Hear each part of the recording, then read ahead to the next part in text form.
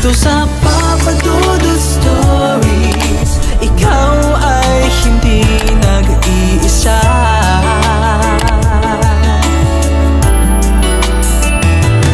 Dito sa Papa Dudut Stories, may nagmamahal sa'yo. Papa Dudut Stories, Papa Dudut Stories. Sa lahat po ng mga nakatutok ngayon, huwag pong kalimutan mag-like, mag-share at mag-subscribe. Maraming salamat po sa inyong lahat.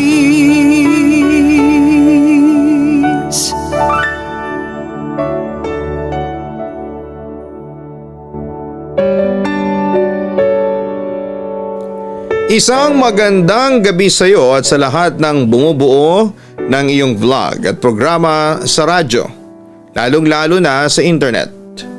Masaya ako dahil sa wakas ay natapos ko din ang aking liham pagkaraan ng ilang attempts. Sana'y makarating po ito sa inyong himpilan at mapiling itampok sa inyong vlog. Abangan ko po ito. Siya nga pala, bago ako magsimula, itawagin mo na lamang ako sa pangalang Ador. 26 years old na ako sa ngayon at nakatira dito sa San Juan City. Matagal muna akong taga-subaybay noong high school pa lamang ako. Samantala inalaman ko ang tungkol sa YouTube channel mo noong 2021 at maraming kwento akong nagustuhan. Papa Dudut, ang ibabahagi ko sa inyo ay nangyari noong October 31, 2013. Before All Saints Day. 5 pala kami sa biyahe noon, 3 lalaki, 2 babae. 15 years old pa lamang noon ako noong nangyari ito. Bali ako ang pinakabata sa kanila. At dahil uso yung Halloween sa ibang bansa tuwing October 31st, ay nagdesisyon kaming magbabarkada na mag-road trip sa mga nakakatakot na lugar around Pampanga. So nag-start kami ng 12 PM that day. First stop namin is an abandoned hospital. Nung pagkarating namin sa location, may security guard pala, so binawalan kami, pero don't worry. Gumawa kami ng way para makapasok doon. May iskinita kasi sa may likuran noon. Medyo rocky road, so yung SUV na gamit namin is magalaw. So far ay okay naman hanggang sa sumigaw ang isa naming kasama. "Loko! Huwag kang maingay, nagdadrive ako," pasigaw na sinabi ng friend kong si Alec kay Junie. "Aba, loko ka rin. Parang may nakita kasi ako eh," sagot naman ni Junie. Halatang hindi mapakali sa kanyang kinakaupuan. So tuloy lang si Alec sa pagdadrive hanggang sa makapasok na kami sa ospital. So yung kaibigan kong si Junie may dalang DSLR. Kasi baka makakuha raw siya ng photos ng mga multo. E di nagsama-sama kami sigawan na parang mga tanga. "May mga ibang kasama ba kami rito? Kung oo, magparamdam naman kayo." Sumigaw ako na kinakabahan kung meron ngang magpaparamdam. And then after kong sumigaw, may bumagsak na empty soda can from afar. E di naghilahan kami ng mga damit at nagsigawan pa. Nilapitan namin kung saan ang gagaling yung sound at habang papalapit kami biglang nangamoy kandila na parang insenso. Pero wala namang usok. Tumakbo kami palabas kasi sobrang nakakakilabot na. Habang tumatakbo kami papalabas ay nagfi-fade yung amoy. At nung papalapit na kami sa SUV, ang daming lata. Nakalawangin. Alam naming walang empty cans noong pagbaba namin, so pinag-isipan namin at sumakay na lahat kami ng SUV. And then habang papalayo kami, nakita namin yung security guard at hinarangan kami doon sa iskinita. Sa sobrang takot namin, bumusina na lamang ang kaibigan ko and pinatakbo yung SUV ng napakabilis.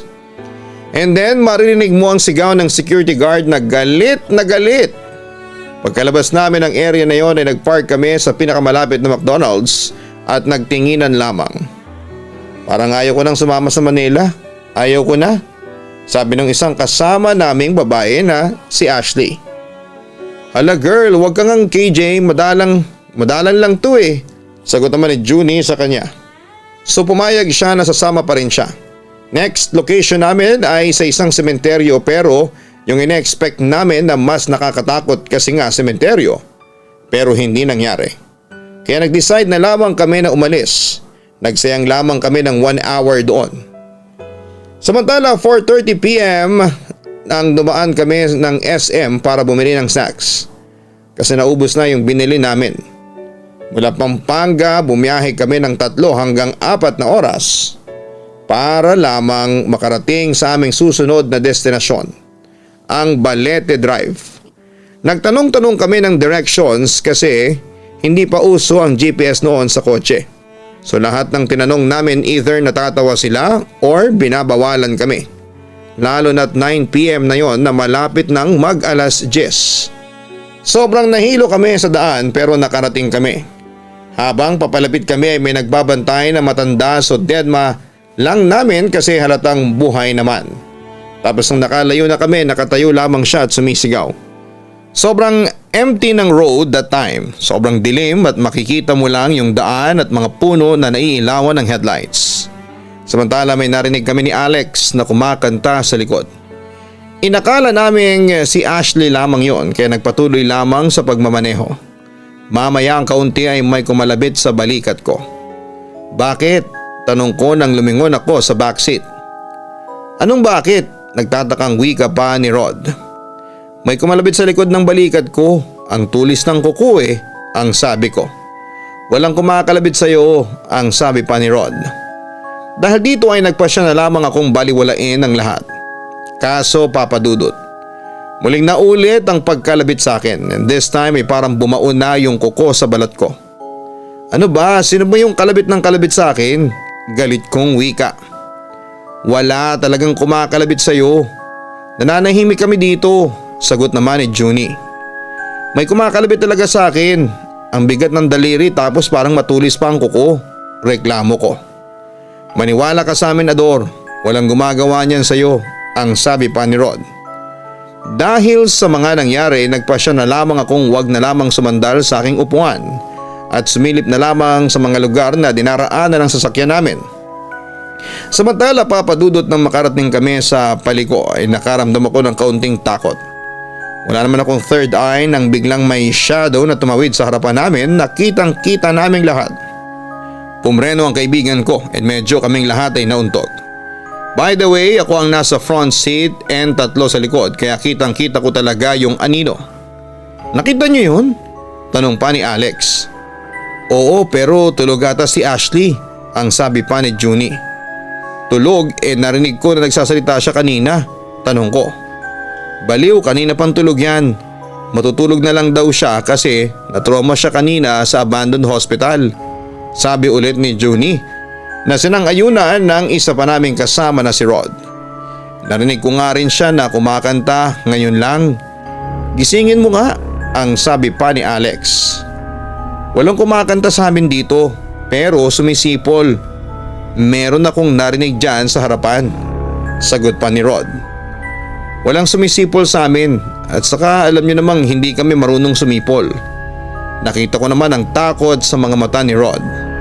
Sino yung naririnig kong sumisipol? Tanong nito. Mamayang kaunti ay nagising na nga si Ashley habang nakahinto pa rin kami sa kalagitnaan ng Balete Drive. Itinanggi niya na kumakanta siya. Naguluhan kami ni Alex. Naririnig talaga namin ang boses niya moments ago so nakakatakot. Pero nagpa siya ako na dead mahina lamang. Nag-reverse si Alex at lumiko at nag-drive pabalik. Ayaw ko na. Ngayon ko lang napansin na hindi boses ni Ashley yun. Biglang sabi pa ni Alex. Tumahimik na kaming lahat papadudot habang palabas kami ng Balete Drive hanggang sa may napansin ng driver namin. Parang ang bigat ng kotse. Binuksan niya ang pinto at tinignan kung flat yung tires pero hindi naman. Pagkabalik niya sa SUV sobrang amoy usok. Ganun pala ang amoy sa Balete Drive which is weird kasi wala namang kotse na dumadaan. Binuksan ko yung bintana para lumabas yung amoy hanggang sa pumreno ulit ng pabigla Yung friend ko kasi yung matanda na nakita namin ay nasa harapan namin bigla. Nakatayo at mukhang galit. Hindi siya nakakatakot, by the way. Mukha siyang maamo at malinis. Ano ba? Umaharang ka eh. Sumigaw si Rod sa may backseat. Iiwan ko rin kayo pagkatapos kong mapaalis yung 5 kaluluwa na kasama ninyo. 4 sa loob, 1 sa taas ng kotse ninyo. Sabi ng matanda, so nagtinginan kami at sumigaw. Nagsilabasan kami ng SUV. Yung 2 babae, sina Ashley at Junie, ay umiiyak. Habang si Rod naman ay binabantayan niya ang 2. Ali, totoo ho ba? O nagbibiro lang kayo? Tanong ko kasi wala akong third eye and hindi ako ganun masyadong natatakot. Tumingin ang matanda ng makahulugan sa amin ni Alex. Iho kayo ang nakakita sa akin kanina pero hindi kayo huminto. Bakit ho ba? Ano bang kailangan ninyo? Tanong ni Alex sa matanda. Hindi niyo ba alam na dapat bago kayo dumaan dito ay dapat bubusina muna kayo? Dahil sasamaan at sasamahan kayo ng mga ligaw na kaluluwa at pwede rin kayo madisgrasya. Nagsorry kami at kinwento namin yung nakita naming shadow and yung biglang pagbigat ng SUV. Nilabas niya yung 2 rosaryo niya na nasa bulsa at may isa pa siya sa leeg niya. Yung 3 ay nakahawak sa 1 rosaryo. Yung isa naman nasa akin at ang isa ay na kay Alex. May dalang posporo and weird na kandila yung matanda. Sinindihan niya and bumubulong siya ng mga unfamiliar words. Siguro it took 10 minutes para matapos siya and bigla niyang sinabi na bilisan niyo ang paglabas. Tapos ay sumigaw siya, galit na galit. Umalis na kayo dito. Ngayon na habang kaya ko pa. Hindi ko alam kung anong ibig sabihin niya roon, pero ayaw niyang tanggapin pabalik yung mga rosaryo. Napapansin ko rin noon na nag-iba ang kulay ng kanyang mga mata. Para bang nangingitim. Nakaramdam ako ng takot at hinila ko ang mga kasama ko papasok sa SUV. And then nagsimulang magmaneho palayo si Alex. Habang nagdadrive ng palayo si Alex, napatingin ako sa side mirror. Kinakausap ng matanda yung hangin. Tapos ay kitang-kita ko na biglang lumingon at tumitig siya sa akin. Pero yung mga titig niya ay napaka-sinister na. Sobrang nangilabot ako sa nakita at sinubukan kong ipikit na lamang ang aking mga mata habang nag-uusal ng ama namin. Iniisip ko na lamang na baka namamalikmata lamang ako dahil sa labis na pagod. Umiiyak pa rin si Ashley at Junie habang dead malang si Rod sa likod kasi busy sa kakatext sa girlfriend niya.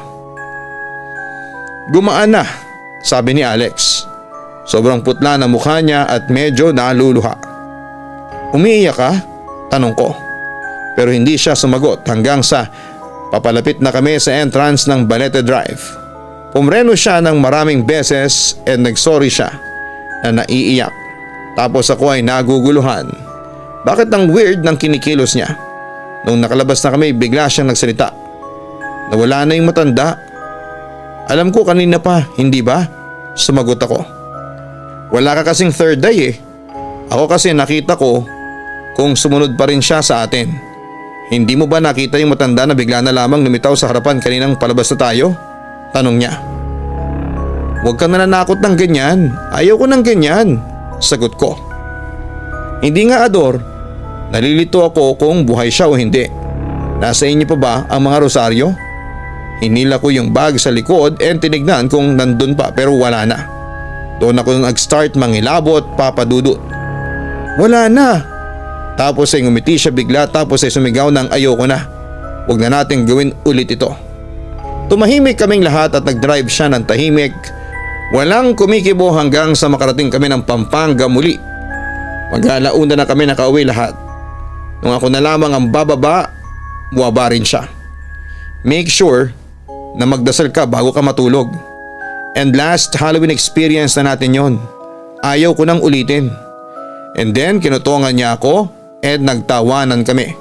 So umalis na sila. Pagkapasok ko si Mami ay gising pa. Do Kapampangan kami, itatagalog ko na lamang. Anak, kanina pa akong hindi makatulog. Feeling ko may nangyayaring masama sa'yo. Mami naman wala no, ayos lang ako, ang sabi ko sa kanya. And then pagalis ko ng polo shirt ko ay sumigaw si mami. Anak, bakit may galos ka? Saan mo nakuha yan? Tumingin ako sa salamin ng patalikod at doon ay nakita ko yung malaking galos sa likuran ko. Ikinuwento ko lahat kay mami ang mga nangyari and sobrang galit na nag-alala siya. So naligo na ako at natulog. Pero nang makatulog ako ay bigla akong binangungot. Nagising daw ako noon sa kwarto ko at bumangon sa kama. The usual madilim at tanging ilaw lamang mula sa street light sa labas ang nagbibigay ng liwanag sa loob. Hanggang sa mapansin ko ang isang figura ng babae na nakatayo sa pintuan. At dahil sa bagong gising ako ay hindi ko yon agad na nakita. Pero ilang segundo pa ang lumipas. Napagtanto ko kung sino ang babaeng nakatayo. Ang matandang babae doon sa Balete Drive. Napatras ako nang biglang lumutang ito at lumapit sa akin. Napasigaw ako at sinubukang umiwas. Pero the next thing I knew, naka face to face ko na siya. Nanlilisik ang kanyang mga mata at nang ibukan niya ang kanyang bibig. Lumabas ang mahaba niyang dila na may mga tinik at ibinaon niya ito sa aking katawan. Pagkatapos ay nagising na ako mula sa aking bangungot. Nilingon ko ang buong kwarto ko pero wala namang unusual sa paligid. Kaya nagpasya na lamang akong magdasal ng taimtim sa Diyos. Kinaumagahan around 7 a.m. ay pumunta kami ng sementeryo sa may San Fernando. Yung mga friend ko ay may message. Si Ashley ay nasa ospital. Sobrang sakit ng tiyan ng walang dahilan. And yung tatlo may galos din. Pero yung iba ay hindi sa likod, si Alex ay sa braso at paa. Si Rod sa may daliri pero maliit lang. And si Junie naman may galos malapit sa baba ng boobs niya.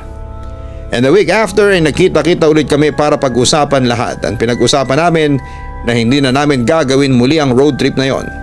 Sobrang nakakapangilabot lang ang lahat ng yon. May bakas pa yung galos pero hindi gaanong ka-visible. May mga times na napapanaginipan ko yung matanda at ang Balete Drive. Pero yun yung reason kung bakit ako napalapit kay God. Kasi kapag hindi ako nagdarasal bago matulog, may 99% chance na about doon ang mapapanaginipan ko. Hanggang ngayon, may communication pa kaming 5. Though nasa ibang bansa na yung tatlo sa amin, including me, pero yung friendship namin ay sobrang tumibay dahil sa pangyayaring yon. Kaya nga sa mga magagawin ng Balete Drive, siguraduhing bubusina muna kayo bago kayo dumiretso para umiwas ang mga kaluluwang ligaw na sumama sa inyong sasakyan. At syempre huwag kakalimutang magdasal. At dito nagtatapos ang aking kwento. Sa susunod ay baka i-share ko naman sa inyo ang aking istorya sa pag-ibig na puno ng pagsubok. Pero bago ko isulat yon ay maghahanap muna ako ng lakas ng loob. Papa Dudut, maraming salamat and God bless sa inyong lahat. Lubos na gumagalang, Ador.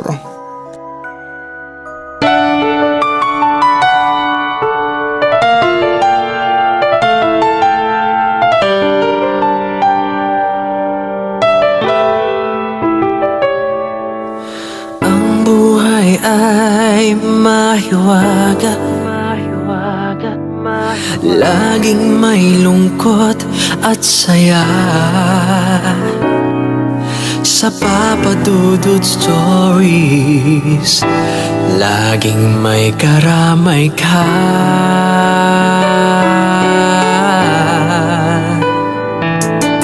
Mga problemang kaibigan, dito ay pakikinggan ka. Sa Papa Dudut Stories, kami ay iyong kasama. Dito sa Papa Dudut Stories, ikaw ay hindi nag-iisa.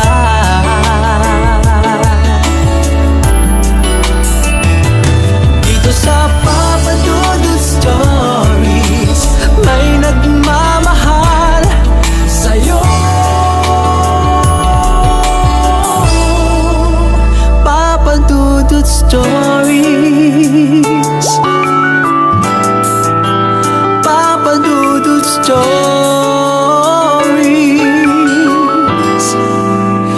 Papa Dudut Stories.